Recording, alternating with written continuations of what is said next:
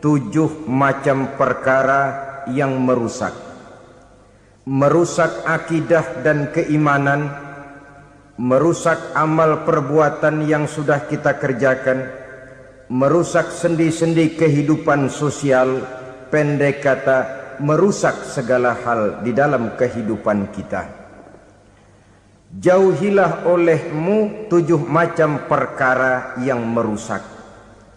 Yang pertama, asyirku billah, menyekutukan Allah subhanahu wa ta'ala. Agama dimulai dari keyakinan, maka kehancuran agama selalu dimulai dari kehancuran keyakinan, iman atau akidah yang dimiliki oleh seseorang.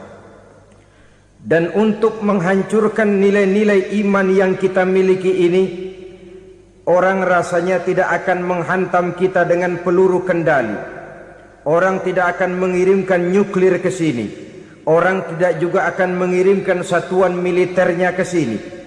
Untuk menghancurkan nilai-nilai iman, dibanjiri kita dengan paham-paham yang merusak dan mendangkalkan akidah. Baik ia bernama materialisme, baik ia bernama sekularisme, baik ia bernama banjirnya maksiat dan munkarat, baik ia bernama banjirnya peradaban dan kebudayaan yang menghancurkan moral daripada anak-anak kita, sedikit demi sedikit melenturkan dan melunturkan nilai-nilai keimanan kita, untuk kemudian pada waktunya nilai iman itu akan bertukar dan berganti menjadi nilai syirik kepada Allah subhanahu wa ta'ala. Atau pada sisi lain, menjadikan yang selain Allah sebagai tujuan akhir daripada kehidupan kita.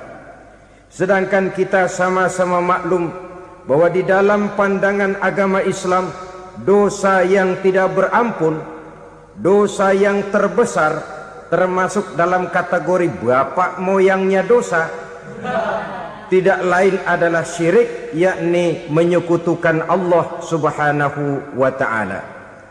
Pola penghancuran iman ini memang berstrategi. Ditawarkan kita kepada paham materialisme, paham kebendaan, di mana otak menempati urutan sebagai ranking pertama, Tuhan jatuh pada urutan kedua.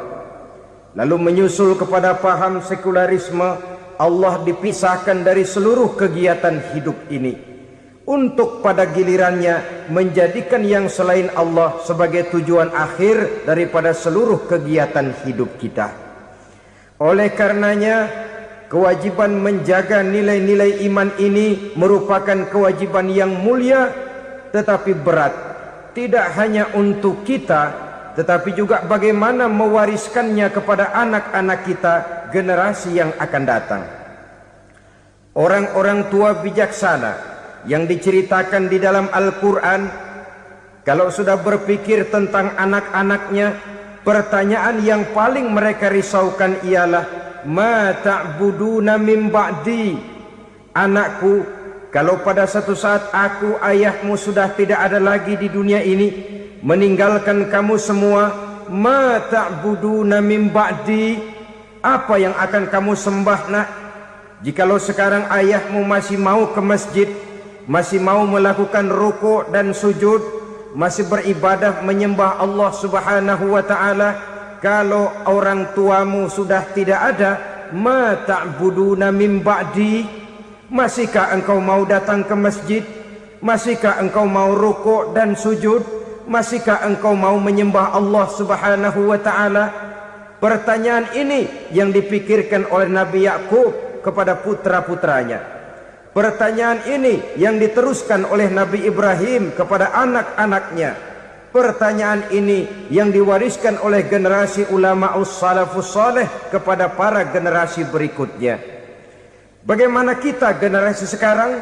Kita orang-orang tua sekarang bukan berfikir ma ta'buduna min ba'di, malah yang kita fikirkan ma ta'kuluna min ba'di. Kalau bapak tidak ada nanti kamu makan apa nak? Perkara kamu nyembah apa? Urusan nomor 18. Yang penting kamu nanti hidup bisa makan, nak. Maka kita sibuk mewariskan harta kepada anak-anak kita. Kita sibuk mewariskan kebun dan tanah kepada anak-anak kita. Kita sibuk mewariskan pabrik kepada anak-anak kita, sementara kita lupa mewariskan intan yang paling mahal, mewariskan mutiara yang paling berharga, yaitu nilai iman kepada Allah Subhanahu wa ta'ala. Alangkah baiknya apabila warisan harta, warisan tanah dan kebun, warisan rumah dan pabrik didasari lebih dahulu dengan mewariskan nilai iman kepada Allah Subhanahu wa ta'ala. Sebagai orang-orang tua, kita boleh bersedih kalau anak kita tidak mengerti komputer. Kita boleh bersedih kalau anak kita tidak mengerti matematika.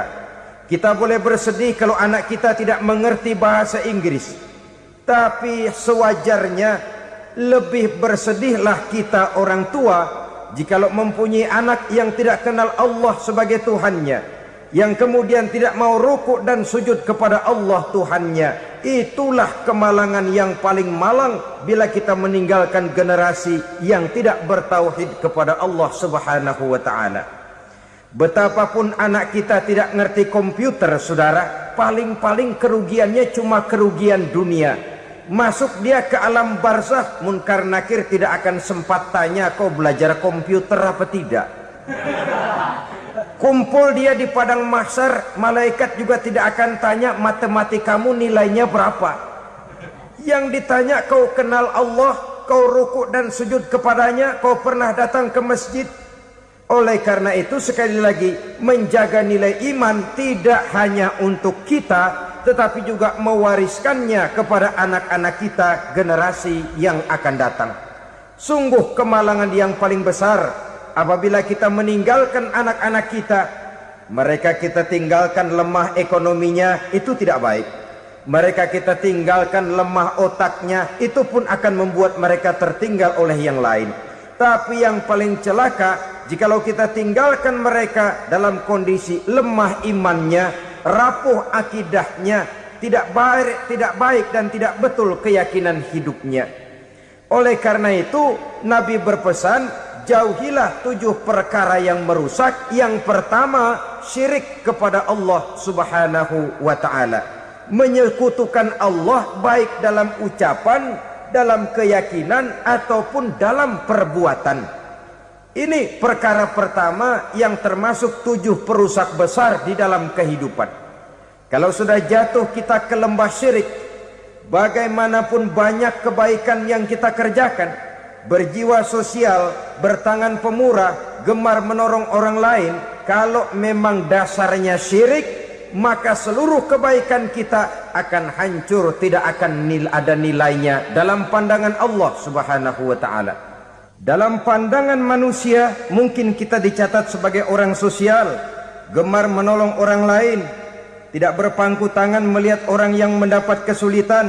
Tapi oleh karena dasarnya syirik, dasarnya tidak mentauhidkan Allah, maka seluruh nilai kebaikan yang kita kerjakan tidak akan ada nilainya dalam pandangan Allah Subhanahu wa ta'ala. Maka jagalah iman kita jangan sampai dihinggapi penyakit syirik yang bagaimana kecilnya sekalipun. Sekali lagi, baik syirik dalam bentuk ucapan, syirik dalam bentuk keyakinan, sampai kepada syirik dalam bentuk perbuatan, kita berhindar kepada sifat-sifat yang sedemikian itu. Karena apa? Dalam satu ayat Quran Allah Subhanahu wa ta'ala menjelaskan, innallaha la yaghfiru ayyushraka bih wa yaghfiru ma duna dzalika liman yasha. Allah tidak akan memberi ampun kepada orang-orang yang menyekutukannya, tapi Allah masih mau memberikan ampun kepada dosa-dosa yang selain itu bagi orang-orang yang dikehendakinya.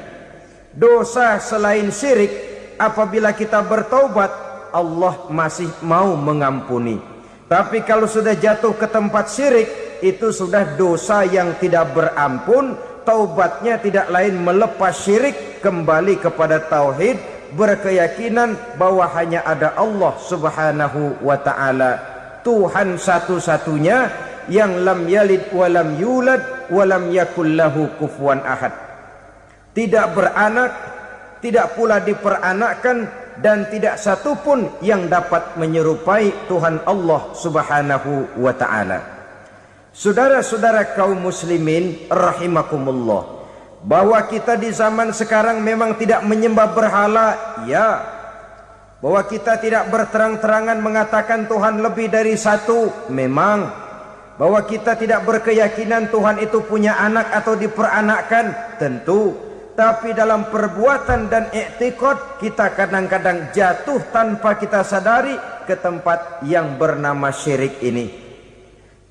Oleh karenanya, di zaman di mana teknologi makin canggih, di mana kemajuan pembangunan makin menjangkau berbagai aspek kehidupan, diperlukan keseimbangan antara kemajuan fisik material dengan kemajuan mental spiritual.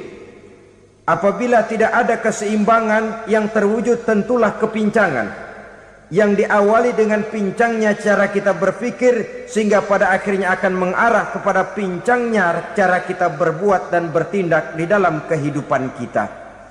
Oleh karena itu Nabi berpesan, jauhilah sifat syirik, karena syirik merupakan dosa yang teramat besar. Ini sifat merusak yang pertama. Yang kedua kata Nabi, wasihra, jauhilah sihir. Sihir ini juga termasuk perkara yang merusak kehidupan. Kita semua sama-sama maklum bahwa sihir sebenarnya bukan persoalan baru. Sejak sebelum datang Islam, sihir itu sudah ada. Di zaman Yunani kuno, sihir ada. Di zaman Mesir kuno, di zaman Cina kuno, dan yang lain-lain yang serba kuno, sihir itu sudah ada. Bahkan para nabi pun, para rasul yang diutus oleh Allah Subhanahu wa ta'ala, senantiasa berhadapan dengan ahli-ahli sihir untuk menguji kebenaran dari misi yang mereka bawa. Sihir adalah perbuatan di luar kebiasaan yang bisa dikerjakan oleh ahlinya dengan bantuan jin atau setan.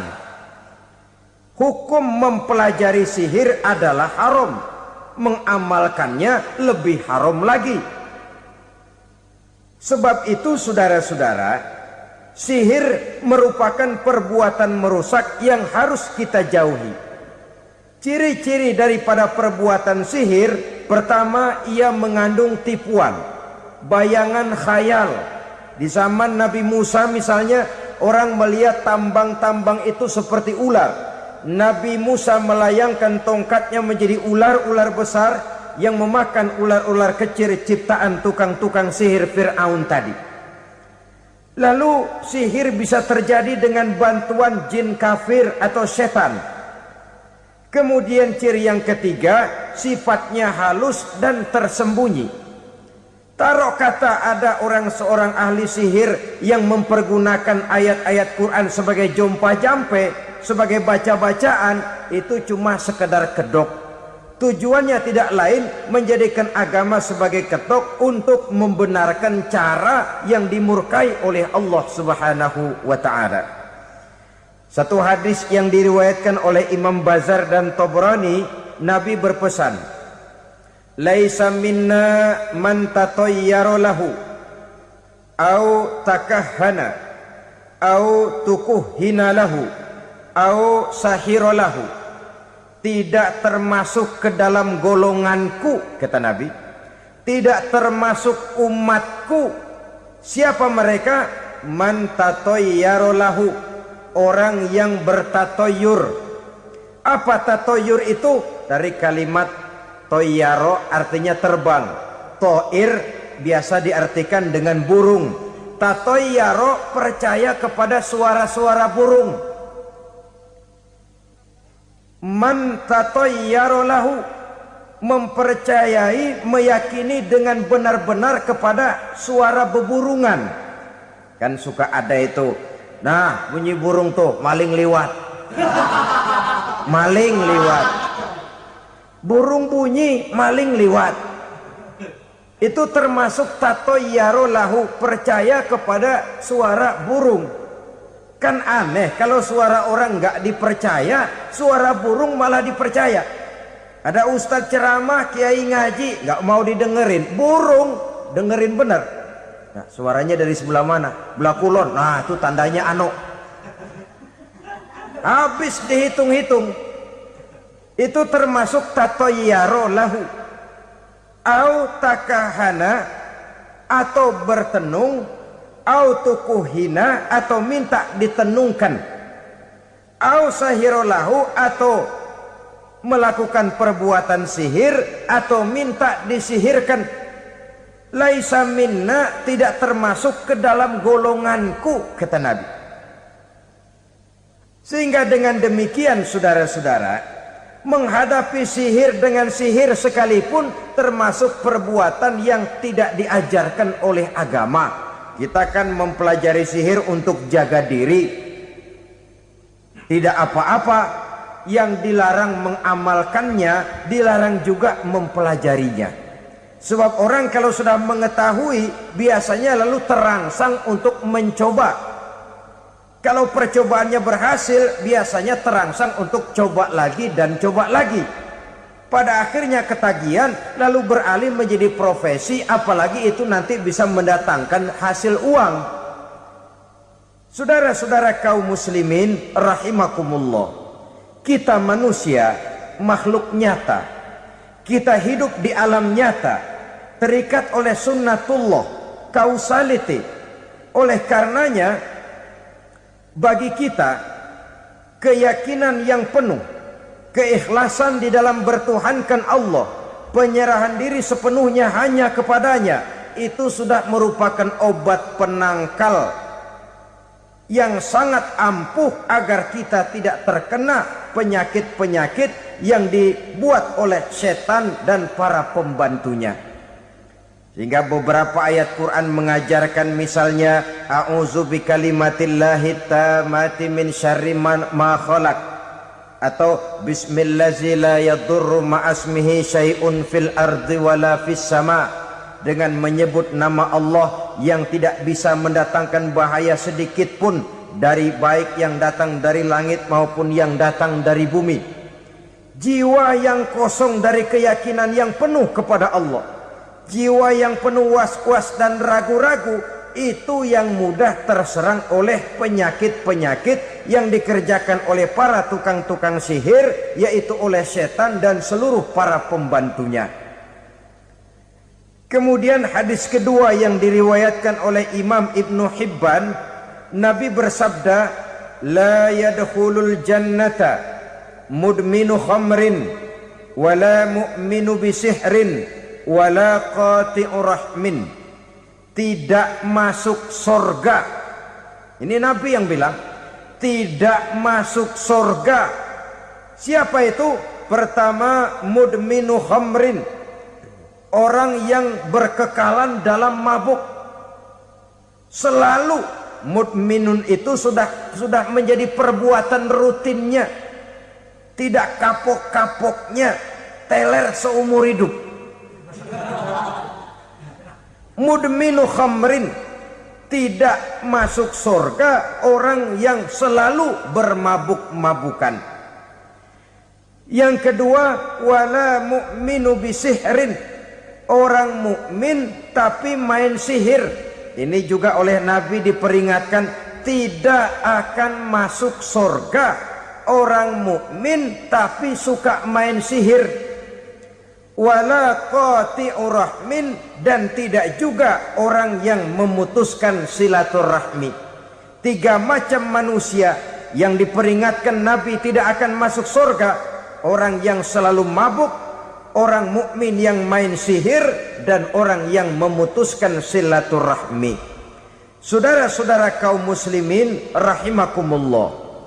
Lalu orang berkata, kenapa dilarang kita bersihir? Padahal Rasul sendiri kan punya mukjizat. Nah, kita memang harus membedakan antara mukjizat dengan sihir. Dalam kehidupan agama kita kenal ada yang namanya mukjizat, Ada yang namanya karomah atau keramat biasa diucapkan. Ada yang namanya maunah. Ada yang namanya irhas. Ada juga yang namanya sihir. Kesemuanya ini berbeda, saudara-saudara. Yang dinamakan mukjizat itu khusus untuk para rasul saja. Satu kejadian luar biasa yang terjadi dilakukan oleh rasul atas izin dari Allah Subhanahu wa taala. Perbedaannya dengan sihir jelas. Sihir dari setan, mukjizat dari Allah. Sihir bisa dipelajari, mukjizat tidak. Sihir umumnya untuk maksud-maksud yang tidak baik, sedangkan mukjizat untuk memperkuat kebenaran yang disampaikan oleh para rasul dan ditentang oleh umatnya. Bahkan kafir Quraisy dahulu menganggap orang-orang ahli sihir itu berada dalam satu posisi yang hina, sehingga mereka mengatakan dan menuduh Nabi Muhammad sebagai tukang sihir. Tuduhan sebagai tukang sihir adalah tuduhan yang sangat aib dan hina. Di tengah masyarakat kufar jahiliyah, kedudukan tukang sihir dipandang sebagai kedudukan yang hina, sehingga mereka mengejek Nabi dengan sebutan tukang sihir. Jadi mukjizat hanya untuk Rasul saja. Kemudian karomah. Karomah ini asal kata dari karoma, kehormatan, kemuliaan yang diberikan Allah kepada hamba-hambanya yang rajin mendekatkan diri kepadanya. Oleh karena ketekunannya melaksanakan ibadah, Allah memberikan keistimewaan kepada orang itu, yang dengan keistimewaannya dia bisa mengerjakan yang tidak bisa dikerjakan oleh orang lain. Karomah hanya bisa dicapai dengan prestasi ibadah. Kalau sihir mau ibadah apa enggak, asal dia belajar, bersatu dan berteman dengan setan, memenuhi persyaratan-persyaratan setan, biasanya lalu bisa. Sedangkan karomah tidak mungkin terwujud tanpa orang mendekatkan diri sedekat-dekatnya kepada Allah Subhanahu wa ta'ala. Maka kita lihat biasanya orang-orang yang punya ilmu sihir, mukanya rata-rata nggak enak dilihat. Kumuh, jauh dari air wudhu, jauh dari sujud kepada Allah, malah berteman dengan setan, menjadi pelayan-pelayannya setan. Saudara-saudara, adapun maunah, keistimewaan yang diberikan Allah kepada hamba-hambanya yang belum sampai kepada tingkat wali, tapi orang itu lebih banyak kebaikannya daripada kesalahannya. Umpamanya, saudara jalan bertiga di pinggir jalan, saudara ada pada posisi di tengah, lalu bertiga ini ketabrak mobil. Menurut perhitungan saudara mati lebih dahulu. Tapi terjadi hal yang aneh, dua teman saudara mati, saudara malah cuma luka dan lecet sedikit saja. Apa itu? Kalau kita lebih banyak kebaikannya daripada kesalahannya, itu yang dinamakan maunah, pertolongan yang diberikan Allah kepada hamba-hambanya yang lebih banyak kebaikannya daripada kesalahannya. Sedangkan yang dinamakan irhas, kejadian luar biasa pada diri seseorang pada waktu dia masih kecil, yang menunjukkan tanda-tanda keistimewaannya. Itu umumnya pada para nabi pada usia kecilnya sudah ada irhas, tanda-tanda istimewa. Jelas baik mukjizat, karomah, maunah maupun irhas berbeda dengan sihir. Sihir ini jelas saja merupakan bantuan dan persekutuan antara manusia dengan setan. Padahal setan, kata Allah dalam Al-Quran, innahu lakum aduwwum mubin, sesungguhnya setan bagi kamu adalah musuh yang sangat jelas. Saudara-saudara kaum muslimin rahimakumullah, di zaman sekarang dalam menghadapi beban kehidupan yang makin pelik, menghadapi stres yang tidak kunjung selesai, menghadapi persoalan-persoalan yang teramat berat, orang sering mencari jalan keluar kepada hal-hal yang menurut pendapatnya bisa meringankan beban moralnya itu. Pergilah dia mencari sesuatu yang dapat meringankan bebannya. Dan tidak jarang yang jatuh ke pangkuan tukang-tukang tenung, ke pangkuan tukang-tukang sihir, yang mereka itu oleh Quran dijelaskan kadzabal munajjimun walau sodaku. Tukang-tukang tenung, tukang-tukang sihir, mereka itu bohong walaupun benar. Maksudnya bohong walaupun benar artinya kalau yang mereka kerjakan benar itu sih kebenaran. Benar dengan kebenaran itu lain. Kebenaran, kebetulan bisa, tapi tidak untuk selalu. Apalagi kalau itu sudah membahayakan kehidupan orang lain. Jadi oleh karena itu Nabi berpesan jauhilah daripada sihir. Kalau sudah jauhilah dari sihir artinya ya jauhilah daripada mempelajarinya, jauhilah daripada bergaul dengan orang-orang yang ahli di bidang itu, karena dari pergaulan segalanya bisa menular. Baiklah saudara, ini yang kedua. Yang ketiga pesan Nabi, wa qatlan nafsil lati harramallahu illa bil haq.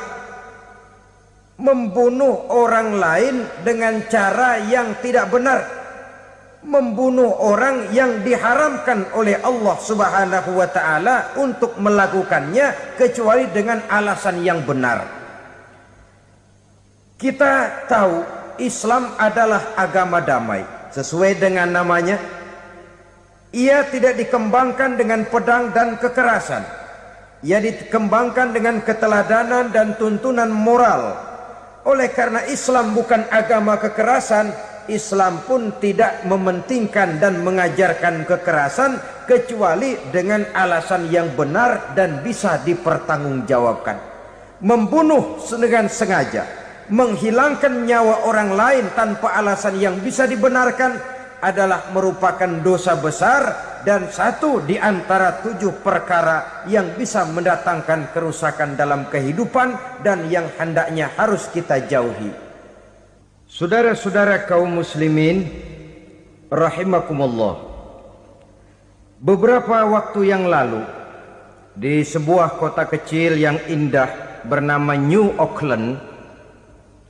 Saudara tahu New Auckland? Itu dari Gunung Kidul masih ngidul lagi. Pernah diadakan satu seminar yang membicarakan bagaimana menyelamatkan masyarakat manusia dari bahaya Perang Dunia Ketiga. Diperkirakan kalau terjadi Perang Dunia Ketiga, manusia tidak akan tersisa. Sebab apa? Pada waktu itu cadangan nuklir yang dimiliki oleh bersama Amerika dan Rusia konon sudah sanggup memusnahkan 6 miliar manusia pada saat jumlah manusia baru 5 miliar. Jadi kelebihan nuklir dunia ini. Kalau terjadi Perang Dunia Ketiga, sulit manusia untuk tersisa. Maka dibahaslah di dalam seminar itu, wah, supaya tidak terjadi Perang Dunia Ketiga, maka perlombaan membuat senjata-senjata canggih, alat-alat pembunuh modern harus segera dibatasi. Dibahas, tidak mungkin kita membatasi perlombaan membuat senjata. Kenapa? Makin maju ilmu dan teknologi, makin canggih senjata yang ditemukan.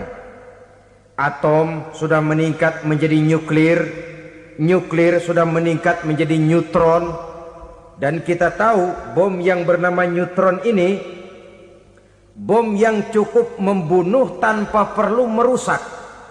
Artinya kalau dia diledakkan di kota kita ini, bangunan utuh, jembatan tidak ambruk, rumah-rumah tetap berdiri, tapi semua yang bernama hidup mati. Itu katanya lebih sopan dari bom atom. Sebab kalau si atom ini sudah membunuh, merusak pula. Neutron cukup membunuh saja tanpa perlu merusak. Jadi majunya senjata-senjata teknologi sebagai akibat yang logis dari kemajuan ilmu pengetahuan ini tidak bisa kita batasi. Dan memang sebenarnya yang bahaya bukan senjatanya, tapi manusia yang mengendalikan senjata itu. Mereka kembali kepada prinsip the man behind the gun.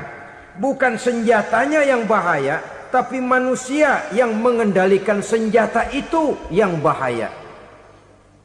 Walaupun senjatanya modern, katakanlah model M16 umpamanya, kalau yang mengendalikannya orang beriman, insya Allah aman. Tapi biar megang cuma senapan angin, kalau yang megang orang brutal, ngeri kita deket-deket. Apalagi kalau memang bukan ahlinya menggunakan senjata, bisa ngeker kaki kena jidat.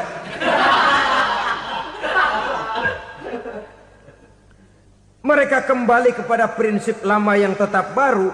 Bukan senjatanya yang harus dibatasi, manusia yang mengendalikan senjata itu yang perlu dibicarakan. Nah, kalau begitu, agar manusia tidak mempergunakan senjata sewenang-wenang, apa yang harus kita lakukan?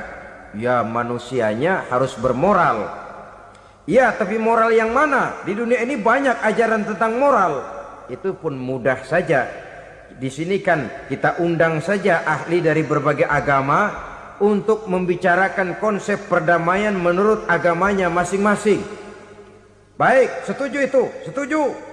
Maka tampillah para ahli agama, mereka kembali kepada prinsip moral daripada konsep yang terkandung di dalam ajaran agama untuk menegakkan perdamaian. Mula-mula naiklah ahli dari agama Hindu, dibacakan konsep perdamaian menurut ajaran agama Hindu, bahwa untuk damai manusia harus meninggalkan nafsu keduniaannya, menempuh samsara dan sebagainya untuk mencapai nirwana, menjauhi kemegahan dan kemewahan dunia. Ini lalu dibahas, rasanya juga tidak mungkin ini. Kemudian dari agama Nasrani, bahwa untuk damai manusia harus menciptakan sifat kasih sayang. Kalau ditampar pipi kiri, berikan pipi yang kanan. Kalau diberikan selendang, berikan baju. Nanti orang kasihan, lalu dia tidak akan nampar lagi. Ketika ini dibahas, ternyata rasanya pun tidak mungkin bisa diterima. Karena apa? Di zaman sekarang orang ditampar pipi kiri, dikasih pipi kanan. Bukan kasihan, gemes. Damai belum tentu, bonyok udah jelas. Lalu ketika dibacakan konsep perdamaian menurut Quran, di mana disampaikan ayat wa jazaa'u sayyi'atin sayyi'atun misluha faman afa wa aslaha fa ajruhu 'ala Allah. Balasan terhadap satu kejahatan adalah kejahatan yang seimbang. Tetapi barang siapa yang memberi maaf dan mencari jalan damai, itulah yang terbaik dan akan mendapat pahala dari Allah Subhanahu wa ta'ala. Kamu tidak salah ditampar pipi kirimu, tampar lagi pipi kirinya sekeras dia menampar pipi kirimu. Nanti orang tidak mau menampar kita karena dia tahu kalau dia tampar kita, dia akan menderita tamparan sekeras dia menampar kita. Akan terjadilah prinsip saling hormat menghormati, tidak saling ganggu, tidak saling usil, tidak saling jahil. Atas dasar ini perdamaian bisa ditegakkan. Mereka bisa menerima konsep ini, tapi kemudian seminar ditutup tanpa satu keputusan resmi. Kenapa? Terus terang mereka kagum dengan konsep Islam, tapi sentimen lama terhadap nilai-nilai Islam telah menutup mata mereka untuk menerima kebenaran dari ajaran Al-Quranul Karim. Saudara-saudara kaum muslimin rahimakumullah, kembali kita kepada persoalan pokok. Roh adalah dari Allah, dia akan kembali kepada Allah, milik mutlak dari Allah. Tidak pantas kita merampasnya dari orang lain. Tidak wajar kita menghilangkannya tanpa alasan yang dibenarkan oleh agama. Di zaman sekarang akibat persaingan hidup yang makin tajam, lapangan kerja yang makin sulit, tensi ekonomi yang makin tinggi, atau karena nilai moral yang makin rendah, atau juga karena rapuhnya pegangan orang kepada agama, nyawa rasanya sudah sedemikian murahnya. Berbagai kasus membuat berdiri bulu roma kita. Ada mayit, ada manusia dipotong 6, dicincang macam kambing. Ada yang dipotong 5, ada yang dipotong 13, dikardusin, dibuang ke tempat sampah. Inna lillahi wa inna ilaihi raji'un. Gejala apa ini? Kanibalisme. Manusia sudah demikian sadisnya, manusia sudah sedemikian buasnya, sehingga sesama manusia diperlakukan seperti hewan. Padahal hewan sendiri belum pernah macan makan macan, bagaimanapun buasnya macan. Belum pernah serigala memakan serigala, bagaimanapun brutalnya serigala. Tetapi manusia makan manusia di zaman sekarang kadang jadi kenyataan dalam kehidupan kita. Kadang persoalannya remeh saja. Soal uang 200 perak, pisau bicara, nyawa melayang. Soal rokok sebatang, celurit bicara, nyawa melayang. Soal-soal yang sama sekali tidak prinsip, begitu mudah kita menghilangkan nyawa orang lain. Padahal Nabi pernah memperingatkan, apabila dua orang muslim sudah berkelahi dan berbunuh-bunuhan, al-qatil wal maktul finnar, yang membunuh dan yang terbunuh dua-duanya neraka. Sahabat heran, ya Rasul, kalau yang terbunuh, kalau yang membunuh masuk neraka itu sih wajar, tapi yang terbunuh kenapa neraka juga? Beliau menjawab, dua-duanya sudah punya niat untuk saling membunuh. Niatnya itu yang diponten. Yang terbunuh cuman lagi apes aja, keduluan dia. Umpama tidak terbunuh, pasti dia yang akan membunuh. Oleh karenanya al-qatil wal maktul, yang membunuh dan yang dibunuh finnar, dua-duanya masuk ke dalam neraka. Islam menghormati kehidupan, tidak hanya terbatas kepada sesama muslim. Orang-orang yang berlainan agama pun yang mau hidup berukun, damai, berdampingan dengan umat Islam, jiwa mereka, darah mereka dilindungi oleh nilai-nilai Islam yang disebut dengan kafir zimmi ini. Mengganggu mereka sama saja dengan mengganggu aku, kata Nabi. Jadi oleh karena itu, sayangilah sesama. Kehidupan adalah anugerah Allah, bukan wewenang kita untuk mencabutnya dari orang lain, bukan wewenang kita untuk merampas dan menghilangkannya dari orang lain. Apa yang tidak enak terjadi pada diri kita, begitu pula lah apabila terjadi pada diri orang lain. Sehingga Nabi mengatakan, la yu'minu ahadukum hatta yuhibba li akhihi ma yuhibbu li nafsihi. Belum dikatakan beriman seseorang kamu apabila dia belum mencintai saudaranya seperti ia mencintai dirinya sendiri. Apa yang enak dirasakan oleh orang lain, enak juga dirasakan oleh dia. Mengukur orang lain dengan diri sendiri. Kalau orang lain tanpa salah saya fitnah, kalau saya tanpa salah difitnah orang, enak apa enggak? Enggak, orang lain juga begitu. Kalau orang lain tanpa salah saya tempeleng kepalanya, enak apa tidak? Tidak. Orang lain juga begitu. Yang tidak enak terjadi pada diri kita, tentu tidak enak juga kalau terjadi pada orang lain. Mengukur orang lain dengan diri sendiri, sehingga tidak timbul sifat egois, tidak menari di atas bangkai orang lain, tidak mendirikan kebahagiaan di atas untayan air mata orang lain. Sehingga dengan demikian saudara-saudara, dia bisa menghormati kehidupan, menghormati orang lain sebagaimana dia ingin dihormati. Inilah perbuatan ketiga yang merusak, membunuh orang lain dengan yang diharamkan Allah tanpa alasan yang benar. Yang ketiga. Kemudian yang keempat, perbuatan merusak wa aklar riba, makan riba. Hidup adalah tolong menolong. Bahasa kerennya take and give katanya. Saling memberi dan saling menerima. Nabi mengajarkan man kuraba kurbatan min kurabid dunya karaballahu lahu kurbatan min kurabi yaumal qiyamah. Wallahu fi aunil abdi madamal abdu fi auni akhihi.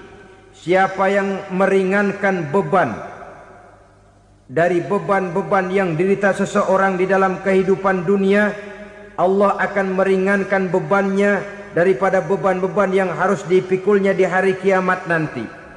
Wallahu fi aunil abdi madamal abdu fi auni akhihi. Allah senantiasa akan menolong seorang hamba selama hamba itu masih mau menolong saudaranya. Allah selalu akan menolong seorang hamba selama hamba itu masih mau menolong saudaranya. Apabila kita sudah berpangku tangan terhadap kesulitan orang lain, biasanya pun pada saat kita mendapat kesulitan, kita akan sulit juga memperoleh pertolongan. Nah, riba alias renten, kedoknya adalah menolong orang, tapi sama juga bulu buntutnya dilepas, palanya dicekek. Menolong orang pada akhirnya menjadi beban bagi seseorang. Dan memang mencari orang-orang yang berada dalam posisi kesulitan. Biasanya di daerah-daerah di mana musim paceklik jadi lapangan kerja sulit, sedangkan urusan perut tidak bisa ditunda, akhirnya orang terjebak ke dalam rentenir, ke dalam riba, ke dalam renten, bunga berbunga, sehingga satu saat jumlah bunganya bisa lebih besar dari jumlah pinjaman pokoknya. Kemudian kalau juga ternyata tidak bisa dibayar, rumah jadi taruhan. Memang rumah satu-satunya, begitu rumah ditarik mulain camping. Bukankah pada akhirnya akan mewariskan kesengsaraan? Oleh karena itu, kepada kita berusahalah jangan berhubungan dengan rentenir, jangan makan renten dan riba. Kepada mereka yang melaksanakan riba, walaupun mendatangkan keuntungan materi, tapi percayalah harta yang didapat dengan jalan riba tidak akan membawa keberkahan. Manakala tidak membawa keberkahan, dia tidak akan mendatangkan ketenangan di dalam kehidupan kita. Oleh karenanya, memakan harta riba termasuk perbuatan yang merusak sendi-sendi kehidupan sosial, merusak kehidupan orang lain, merusak kehidupan masyarakat, tetangga, pergaulan dan sebagainya. Yang kelima, wa akla malil yatim, memakan harta anak yatim dengan cara yang zalim. Nih, memang lezat. Anak yatim itu nggak tahu urusan apa-apa. Kita diamanahkan untuk mengurusinya. Kadang-kadang dibentuklah panitia penyantunan yatim piatu. Yatimnya mah tetap kelaparan, panitianya yang pada gendut.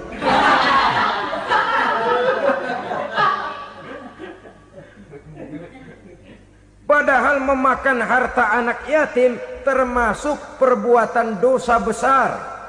Dan menjantuni yatim merupakan perbuatan mulia. Nabi mengatakan, ana wa kafilul yatim kahataini yaumal qiyamah. Aku dan orang-orang yang menyantuni anak yatim seperti dua jari ini pada hari kiamat nanti. Dekat sekali. Jikalau ingin di hari akhir nanti dekat dengan Rasul, bersahabatlah dengan anak-anak yatim. Jadilah pengurus anak-anak yatim. Bangunlah panti-panti asuhan yatim. Pada saat bapak ibunya meninggal, kitalah yang menjadi orang tuanya. Bahkan sedemikian besar perhatian Islam terhadap anak-anak yatim ini, sehingga Quran memberikan peringatan, ara'aital ladzi yukadzibu biddin fadzalikal ladzi yad'ul yatim wa la yahuddu ala ta'amil miskin. Tahukah kamu siapa orang yang mendustakan agama, beragama tapi dianggap dusta, solatnya dusta, puasanya dusta karena agamanya sudah berdusta. Siapa mereka? Fazalikal ladzi yad'ul yatim, orang yang menyia-nyiakan anak yatim, wala yahuddu ala ta'amil miskin, dan tidak pernah memberi makan kepada orang-orang yang menderita kemiskinan, menyia-nyiakan, meninggalkan anak yatim, termasuk perbuatan yang divonis kita sebagai orang yang mendustakan agama. Saudara-saudara kaum muslimin rahimakumullah, maka sangat dicela mengeksploitir anak-anak yatim, menjadikan mereka sebagai kedok untuk mencari kekayaan pribadi. Tetapi jikalau ikhlas, ganjarannya sangat besar, nilai pahalanya sangat besar. Menyantuni yatim tidak hanya setahun sekali. Kalau Muharram pakai istilah lebaran yatim, dibentuklah panitia, diberilah beras, uang 4-5 ribu rupiah, alhamdulillah. Tapi jangan lupa, si yatim tidak hidup cuma satu hari.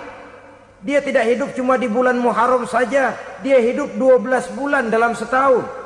Sebagaimana anak-anak yang lain, dia juga berhak punya masa depan. Dia juga berhak menikmati bangku sekolah. Dia berhak mengenyam arti dan makna pendidikan. Dia berhak membekali diri dengan ilmu dan pengetahuan, seperti halnya anak-anak yang lain.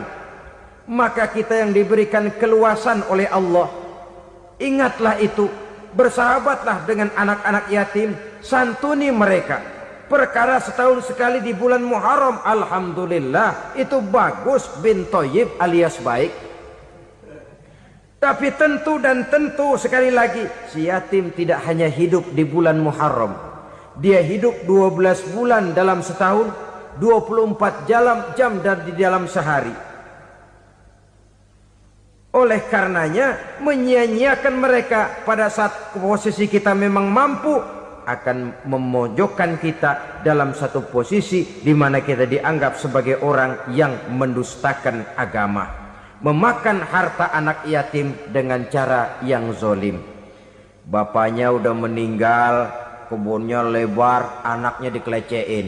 Nah, dah kamu gak usah pusing, nanti saya yang ngurus. Akhirnya bukan ngurus, nguras.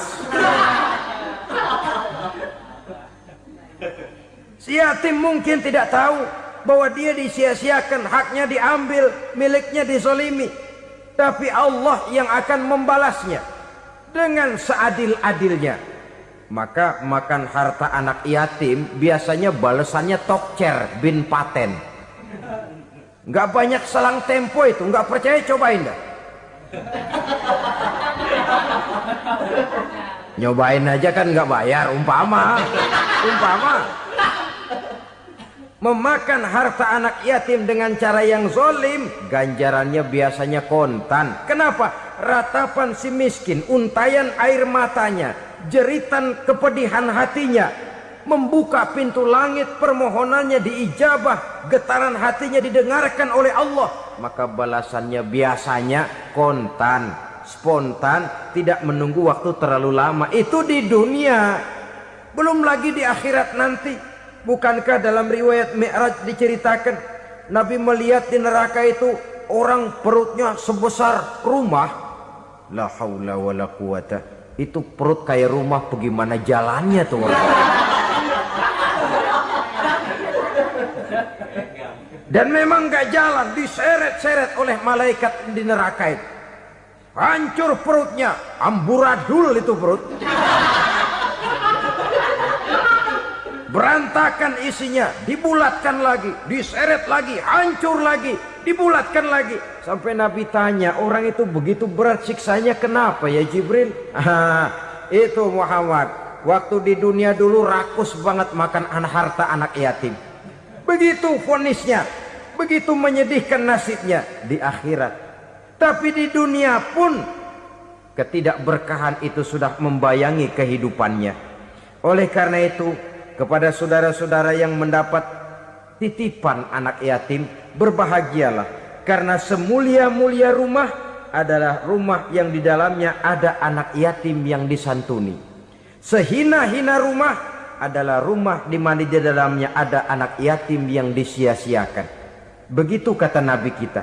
Rumah yang paling mulia dalam pandangan Allah, rumah yang di dalamnya ada anak yatim yang disantuni. Rumah yang paling hina dalam pandangan Allah, rumah yang di dalamnya ada anak yatim yang nasibnya disia-siakan. Berbahagialah saudara apabila menjadi penyantun anak-anak yatim, pelindung mereka, sehingga mereka mempunyai masa depan sebagaimana anak-anak lainnya. Rasulullah sendiri sedemikian peka terhadap keadaan anak-anak yatim karena beliau sendiri memang mengalami umur 6 bulan dalam kandungan ibu, beliau sudah ditinggalkan oleh ayahnya. Pada saat berusia 6 tahun ibu sudah meninggal. Yatim piatu dalam usia di mana beliau sedang perlu belas kasih seorang ibu dan pengertian seorang bapa. Kepekaan itu lalu timbul, bahkan kemudian sampai kepada beliau berkata, aku dan orang yang menyantuni anak yatim seperti jari tengah dan jari telunjuk di hari akhirat nanti. Sedemikian dekatnya. Baiklah ya, jadi yang kelima, memakan harta anak yatim. Jauhi karena ini perbuatan yang merusak. Yang keenam, watawalli yaumaz zahfi, melarikan diri pada hari pertempuran. Apa ini? Khianat. Tidak konsekuen dengan konsep perjuangan. Pada mulanya keras benar teriak, berantas korupsi, ganyang korupsi. Cuma karena belum dapat giliran. Begitu dia naik dapat kesempatan, korupsinya lebih edan dari yang diteriakinya. Ini termasuk tawalli yaumaz zahfi, berpaling pada hari peperangan. Di saat menghadapi musuh, kalau belum kelihatan musuh, teriaknya nyaring bener. Jangan takut demi kebenaran sampai titik darah yang paling penghabisan. Musuh belum kelihatan. Begitu musuh sudah kelihatan, paling dulu lari ke belakang. Kalau diajak berjuang ada saja alasannya. Sehingga Quran memberikan peringatan kepada kita semua. Mengapa kamu ini berat? Kalau sudah diajak berjuang di jalan Allah, kakimu seperti terhunjam berakar di perut bumi. Berat untuk melangkah berjuang. Lari dari pertempuran tidak konsekuen dengan konsepsi perjuangan. Mau enaknya saja. Dalam kondisi yang sulit lalu berpangku tangan. Ini termasuk ciri munafik yang di dalam Al-Quran disindir dengan bahasa kullama adha'a lahum masyaufi wa iza azlama alaihim qamu. Waktu terang mereka jalan, giliran gelap mereka mandek. Artinya, maksudnya kalau giliran ada untungnya aja rame-rame teriak Islam. Tapi begitu diminta berjuang, dituntut berkorban, rame-rame mundur. Waktu dilihat di Islam ada untungnya, rame-rame teriak Islam. Pak, saya Islam banget, Pak. KTP saya Islam, Pak. Pokoknya Islam banget dah. Tapi ketika diminta berjuang, dituntut sedikit berkorban, rame-rame mengundurkan diri. Tahun 65 PKI berontak. Waduh, waktu itu jadi orang Islam untung itu. Nggak dikejar-kejar, aman. Masjid rame, masjid, mobil-mobil mewah parkir di depan musola dan masjid. Kenapa? Waktu itu asal udah ke masjid aman. Islam selamat, untung. Tapi begitu keadaan aman, yang parkir di musola sepeda butut melulu.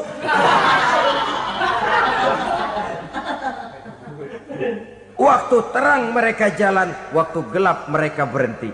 Dikala di Islam ada untungnya, baru wah Islam bagus, Islam hebat. Tapi waktu dilihat ada kerugian, jangan bawa-bawa Islam dah. Jangan bicara soal Islam, ini kan bukan soal agama. Bukan soal agama. La haula wa la quwata illa billah. Beragama kita ambil talfik fid din, mengambil yang enteng-enteng saja dalam urusan beragama ini. Tidak konsekuen kita dengan Islam kita.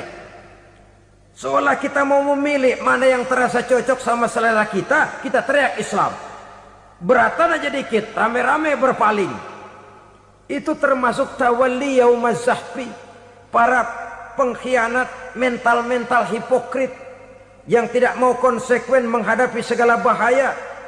itu termasuk perbuatan yang merusak. Kenapa? Kalau cuma dia saja yang lari, mungkin tidak jadi soal. Tapi larinya ini akan mempengaruhi orang lain. Nah, pengaruhnya itu yang dicegah.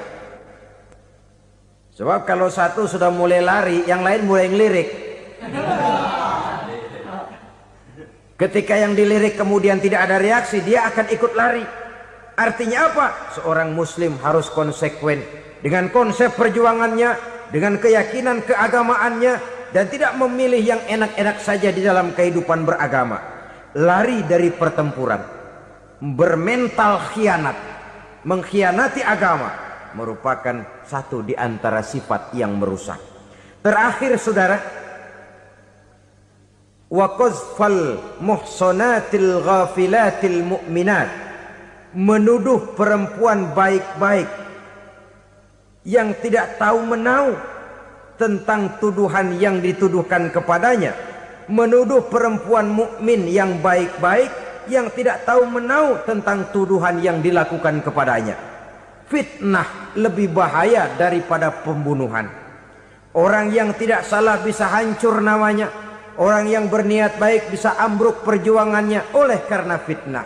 Sehingga dikatakan al-fitnatu asyaddu minal qatli.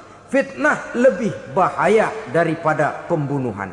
Maka memfitnah ini termasuk satu dosa di antara 7 hal merusak yang harus kita jauhi semampu kita, semampu-mampunya. Mengupayakan sebisa-bisanya jangan sampai terjebak ke dalam hal yang demikian. Nah, saudara-saudara, inilah saja pertemuan kali ini. Mudah-mudahan ada manfaatnya. Semoga Allah memberikan kekuatan zahir dan batin kepada kita untuk bisa menjauhi 7 perkara yang merusak ini. Selalu berusaha menyimpan sesuatu yang bisa membawa manfaat, baik untuk dirinya, untuk anak cucunya, maupun untuk keluarganya, untuk masa kini dan masa depannya.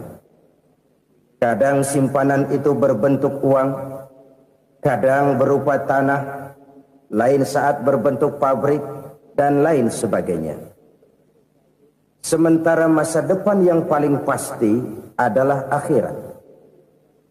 Jika untuk masa depan dunia kita rela memeras keringat, membanting tulang, pergi pagi dan pulang petang, menyimpan uang, menyimpan tanah, menyimpan pabrik, pernahkah kita merenung jika satu saat kiamat datang, kita dibangkitkan dari kubur masing-masing, berdiri di padang mahsyar untuk mempertanggungjawabkan seluruh kegiatan hidup kita di dunia ini, lalu kita akan menuju ke alam akhirat. Sudahkah kita mempunyai simpanan untuk akhirat kita? Pada pertemuan kali ini saya ingin menyampaikan sebuah hadis di mana Rasulullah sallallahu alaihi wasallam bersabda, arba'un min kanzil jannah. Simpanan sorga ada 4 macam. Yang pertama, ikhfa'us sadaqah, menyembunyikan sedekah. Saudara-saudara kaum muslimin, sebagaimana yang kita maklum bahwa Allah Subhanahu wa taala melebihkan sebagian rezeki dari kita terhadap yang lain. Ada yang kaya, ada yang setengah kaya, ada yang miskin, ada yang setengah miskin, dan selanjutnya. Ada yang gajinya kecil tapi penghasilannya gede. Ada yang penghasilannya gede tapi enggak punya gaji. Ada juga yang memang gajinya gede dan penghasilannya gede. Kelebihan rezeki merupakan sunnatullah dan tidak harus membuat kita merasa lebih dari yang lain. Bahkan sebaliknya, kelebihan itu harus membuat kita ringan tangan untuk menolong mereka yang memang memerlukan pertolongan. Kalau saudara diberikan ilmu, maka pertanyaan akhirat cuma satu: ilmumu kau amalkan untuk apa? Kalau saudara diberikan umur yang panjang, pengadilan akhirat juga bertanya satu: umurmu kau habiskan di mana? Tapi kalau saudara diberikan harta, pengadilan akhirat akan bertanya 2: hartamu kau dapat dari mana, kau belanjakan kemana. Dari mananya ditanya dan kemananya juga ditanya. Oleh karena kita akan dimintakan pertanggungan jawab, maka amanah yang bernama harta ini harus kita gunakan dengan sebaik-baiknya. Ada penggunaan yang merupakan kewajiban, itu zakat namanya. Ada penggunaan yang sewaktu-waktu, itu infak namanya. Ada yang lebih sewaktu-waktu lagi, dan itu sedekah namanya. Zakat dia terikat oleh haul dan nisab, oleh putaran batas waktu dan ukuran dari harta itu sendiri. Sedangkan infak terikat oleh situasi dan kondisi perekonomian seseorang. Sedangkan sedekah tidak terikat dengan apapun. Dalam kondisi seperti apapun kita bisa melakukan sedekah dengan yang terkecil sekalipun. Sampai-sampai Rasulullah sallallahu alaihi wasallam mengajarkan, la tahqiranna minal ma'rufi syai'an walau an talqa akhaka biwajhin talik. Atau ada hadis, tabassumuka fi wajhi akhika laka sedekah. Senyumanmu kepada temanmu adalah sedekah. Jadi untuk melakukan sedekah tidak harus dalam berbentuk uang. Dengan ilmu kita bisa sedekah, dengan tenaga kita bisa bersedekah, dengan pikiran kita bisa bersedekah, bahkan senyum kepada teman itu pun sedekah. Jadi kalau sedekah dengan uang memang belum punya uang, nyengir aja banyakin. Itu asal pada tempatnya, jangan lalu ketemu tiang listrik cengengesan. Tentu tidak pada tempatnya dan tidak wajar. Nah, sedekah yang paling dicintai Allah adalah sedekah yang disembunyikan. Artinya jauh dari sifat riya.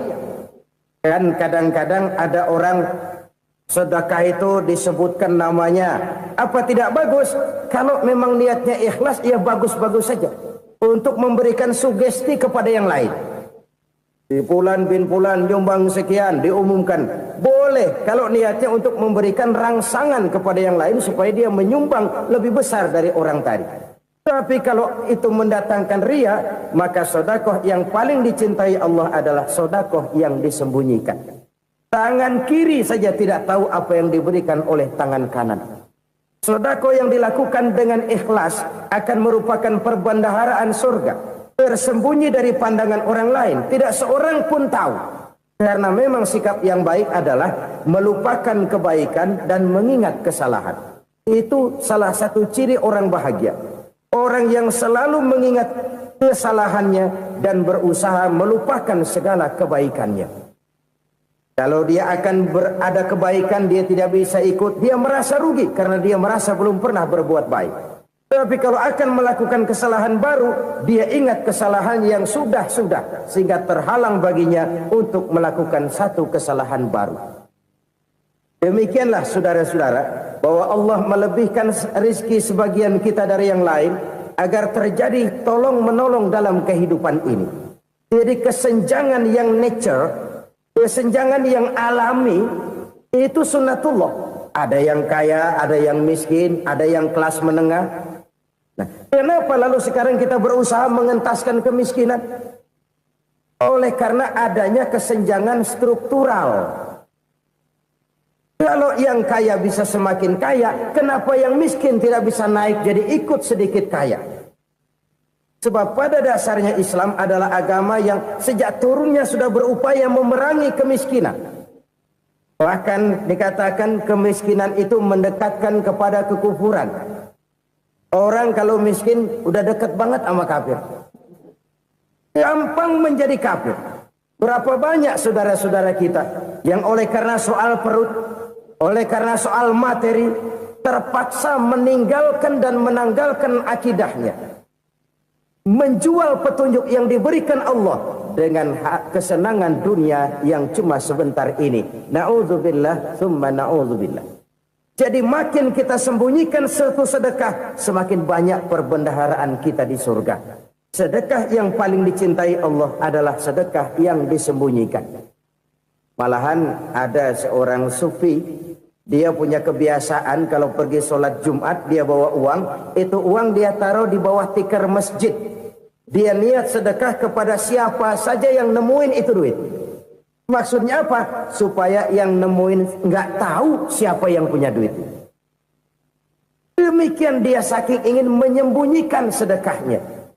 Karena sifat ria itu bisa memakan amal kita sendiri. Ria itu termasuk menyebut-nyebut kebaikan kita. Orang yang suka nepuk dada, sedikit-sedikit ngitungnya kalau nggak gua. Oh, kalau nggak gua tuh yang belas itu kalau nggak gua. Iya, kalau nggak lu kenapa emang? Orang yang suka menepuk jasa, biasanya memang begitu, saudara-saudara. Kalau perang lagi berkecamuk, orang nggak sempat ngaku jadi pahlawan. Tapi begitu perang selesai, yang kagak kenal bedil ngaku pahlawan, mas. Itu sesuatu yang biasa.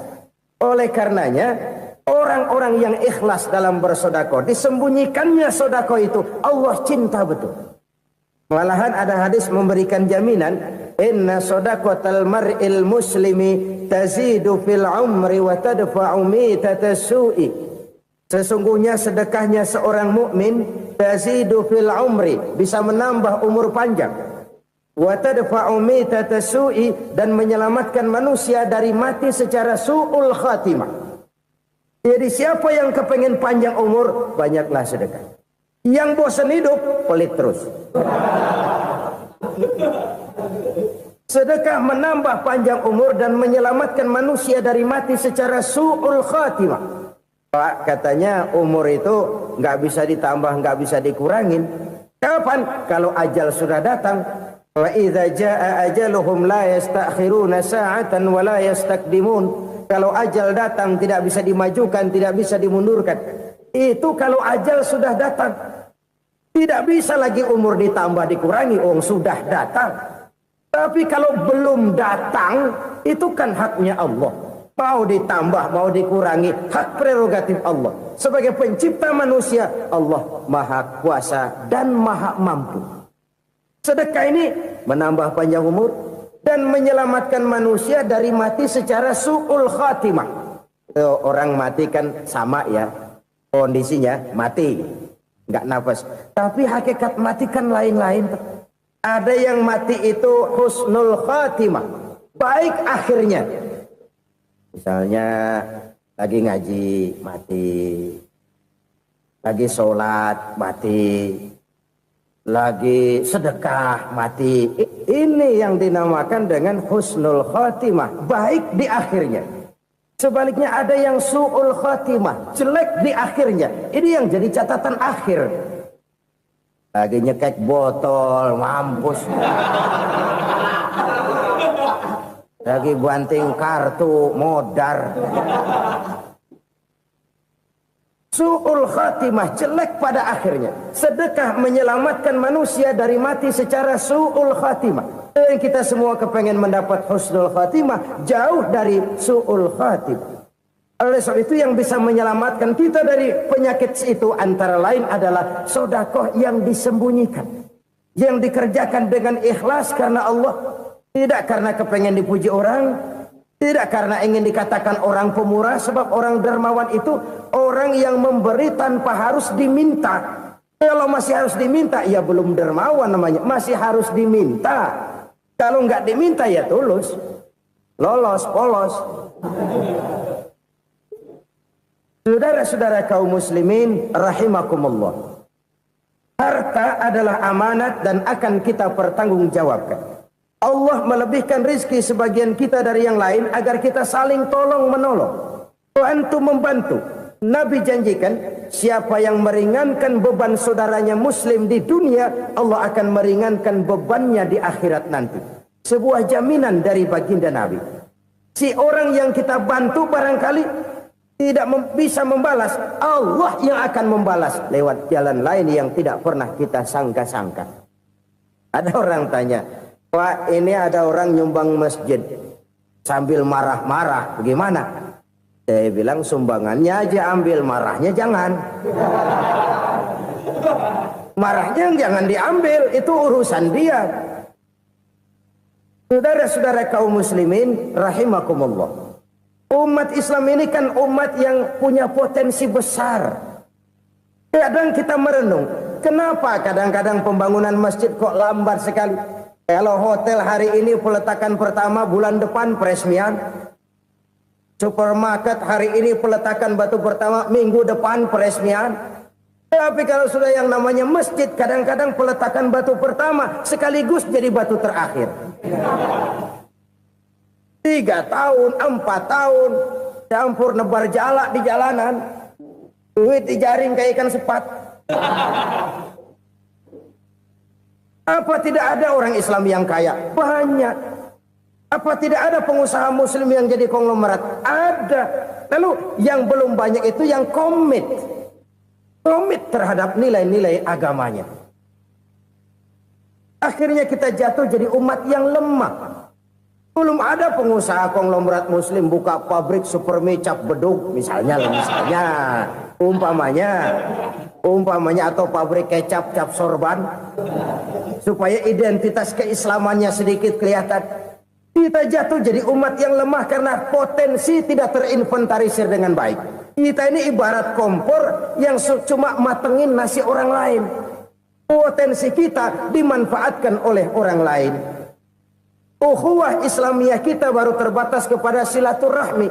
Ukhuwah di bidang ekonomi kita lemah. Ukhuwah di bidang kebudayaan kita lemah. Apalagi ukhuwah di bidang politik kita lebih rapuh lagi. Padahal ukhuwah itu adalah totalitas kehidupan manusia. Menyangkut ipolek sosbud. Memerlukan nilai-nilai ukhuwah. Jadi oleh karena itu mari kita menyadari. Di dalam harta kita, walaupun kita yang cari, pergi pagi, pulang sore, peras keringat, banting tulang, di sana ada harta anak yatim. Di sana ada hak masjid. Di sana ada hak pesantren. Di sana ada hak jihad. Berbahagialah seseorang apabila dia oleh Allah dijadikan keran. Keran itu menyimpan air, tapi tidak untuk dirinya, tapi disalurkannya kepada mereka yang memang memerlukannya. Saudara-saudara kaum muslimin rahimakumullah, ini yang pertama. Jadi perbendaharaan surga adalah menyembunyikan sedekah. Orang lain nggak tahu, kita pun nggak pernah ngitung-ngitung. Kita anggap lewat begitu saja, padahal itu deposit akhirat. Satu. Yang kedua, perbendaharaan surga itu apa? Wa kitmanul musibah, menyembunyikan kesulitan. Kadang orang takut menghadapi kesulitan. Tapi makin kita merenung, hidup ini kan sebenarnya urusan. Takut sama urusan ya jangan hidup. Tandanya orang hidup itu kalau punya urusan. Urusan melupakan problem. Problem sering menimbulkan kesulitan. Kesulitan bukan untuk ditakuti, tapi untuk diatasi dan dicarikan jalan keluarnya. Siapa sih orangnya yang gak pernah sulit-sulit? Makin tinggi status sosialnya, makin gede urusannya. Makin tinggi kualitas imannya, makin berat tingkat kesulitannya. Cuma memang yang namanya enak itu seperti pelangi. Biang lala itu nggak pernah di atas kepala kita, di atas kepala orang melulu. Lo sih enak lo, kata kita. Dia juga bilang yang enak kan lo. Pelangi itu nggak pernah di atas kepala kita. Kata tukang beca, aduh enak ya naik Mercy. Kata tukang beca, apa yang di dalam mobil Mercy? Aduh enak bener tukang beca, di jok ngeringkuk ngorok pulas bener. Saya kamar pakai AC sejuk, tempat tidur sutra empuk, alga spring bed, kulak kulik nggak bisa pulas kalau belum minum Valium, belum tidur. Enak bener tukang beca, di jok ngorok nggak tahu wetan kulon. Itu tukang beca bilang yang di Mercy enak, yang di Mercy bilang tukang beca enak. Inilah enak. Nggak pernah di atas kepala kita, di atas kepala orang lain melulu enak itu. Nah, saudara-saudara, yang merupakan perbendaharaan surga itu orang yang bisa menyembunyikan kesulitan, baik pribadi ataupun rumah tangga. Nih terutama rumah tangga yang jadi soalnya. Kadang-kadang kita ini kalau senang, sebaliknya kalau senang kita diam, kalem aja, cuek. Banyak banget duit kita bawaan, diam aja udah. Malah ketemu orang takut. Tapi begitu susah, sekampung tahu. Padahal Nabi mengajarkan perbendaharaan surga itu menyembunyikan musibah, menyembunyikan kesulitan. Kalau enak, cerita sama orang-orang. Kalau nggak enak, rasain sendiri, tekan sendiri, atasin sendiri. Kita kan sebaliknya. Senang kita diam, asal lagi susah, paling tidak kita nyari teman buat cerita kesusahan. Siapa orangnya yang nggak pernah susah? Cuma soalnya bagaimana kita mengatasi kesusahan itu sendiri. Begitu juga misalnya kalau orang sudah berumah tangga, itu orang tuanya harus menjadi tempat dia cerita yang enak-enak saja. Yang nggak enak rasain berdua, selesaikan berdua, atasin berdua. Jangan dibalik. Asal senang diam, giliran susah saja. Maknya laporan. Terbalik. Bisa menjaga security informasi. Maka nama bayam keluar diam, malah seluitan. Enak amat lo makan daging ayam. Security informasi. Saudara-saudara kaum muslimin rahimakumullah.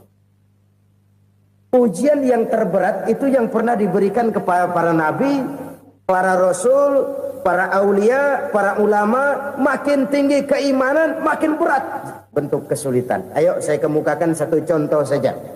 Ada seorang nabi yang kaya, nabi kaya, namanya Nabi Ayub. Iblis kalau orang begini kan keki, ibadahnya rajin, kaya. Nih yang kayak begini susah digodain. Kalau ibadahnya rajin, miskin, kali bisa disogok. Sini imannya mantap, ibadahnya rajin, kaya, nabi lagi. Oh, tapi namanya iblis nggak kurang akal. Laporan, Tuhan, kenapa Les?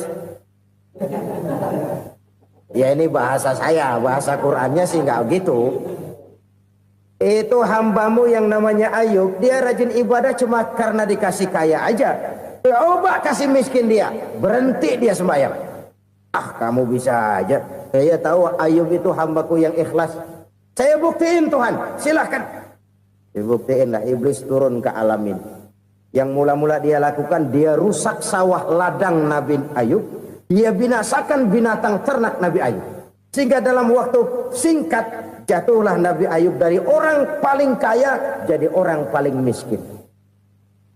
Beliau masih ibadah di mihrab dalam masjid. Datang iblis. Saudara Ayub, ya, lagi ngapain? Ibadah. Nyembah Allah, nyembah Allah. Oh, percuma. Kenapa? Tuhan yang ente sembah nih, dia udah bikin miskin ente. Sawah ladang ente hancur lebur, binatang ternak binasa. Sekarang ente jadi orang paling miskin. Ngapain nyembah Tuhan kayak begitu? Tekor. Udah berhenti dah ibadah, berhenti ibadah. Ini iblis sama Tuhan laporannya lain, yang dikerjakan kepada Nabi Ayub juga lain. Benar begitu iblis kata Nabi Ayub? Iya. Sawah ladang saya habis, buras. Binatang ternak saya binasa, binasa. Saya miskin, bangpak. Apa jawab Nabi Ayub? Bukan innalillahi, ini hebat. Alhamdulillahillazi a'tani wa akhza minni. Segala puji bagi Allah yang telah memberikan harta kepada saya dan sekarang mengambilnya lagi. Alhamdulillah. Allah yang ngasih, Allah yang ambil. Itu mah urusan Allah. Iblis cuman ibadah jalan terus, sujud lagi Nabi Ayub. Iblis seleher gondok banget. Dasar Nabi nggak mempan dia apa-apain. Miskin malah alhamdulillah. Allah yang ngasih, Allah yang ambil. Jadi kalau kita tidak komit, kita tidak terikat kepada kaya, miskin, senang, susah, apa yang bisa bikin kita susah? Jadikan kekayaan, kemiskinan, jadikan senang, susah sebagai anak buah yang bisa kita atur. Jangan kekayaan ngatur kita, jangan kemiskinan ngatur kita. Kita yang harus mengatur mereka. Senang, susah, kaya, miskin, bahagia, sengsara, jadikan itu anak buah yang bisa kita atur. Kalau sekarang kita kaya, lain saat boleh jadi kita miskin, semiskin-miskinnya. Allah yang ngasih, Allah yang ngambil. Tenaga mana yang bisa menghalangi? Ibadah jalan terus. Iblis makin gondok. Dasar Nabi loh. Akhirnya apa? Nabi Ayub dikerjain, diberikan penyakit. Demikian fatal penyakitnya. Bayangin, udah miskin sakit. Masya Allah. Miskin sakit. Sakitnya nggak lama, kira-kira 16 tahun. Istrinya 3, 2 mental minta ceraiin. Ngerawatin laki bengek begini. Senang belum tentu, susah udah pasti nih. Cerai aja, cerai dah. Cerai. Tinggal satu Siti Rahmah yang setia menemani beliau. Sesetia-setianya hati perempuan. Satu saat Siti Rahmah bilang, "Bang, iya, abang kan Nabi, Bang. Lalu, namanya Nabi kan doanya jarang meleset, Bang. Maksud kamu minta kenapa sih sama Tuhan biar abang sembuh baik dah, Bang?" Siti Rahmah, "Iya. Saya sakit berapa tahun sih dah?" 16 tahun, Bang. "Sebelum ini saya sehat berapa tahun?" "Ya kira-kira 60 tahun, Bang." "Nah, coba ente banding-bandingin, Rahmah. Saya dikasih sehat 60 tahun. Dikasih sakit 16 tahun. Sudah nggak sabar mau doa kepada Allah minta sembuh. Saya malu kepada Allah. Diuji dengan yang luar biasa seperti ini, tidak mengganggu stabilitas kehambaannya. Dia tetap menghamba kepada Allah Subhanahu wa ta'ala. Saudara-saudara kaum muslimin rahimakumullah.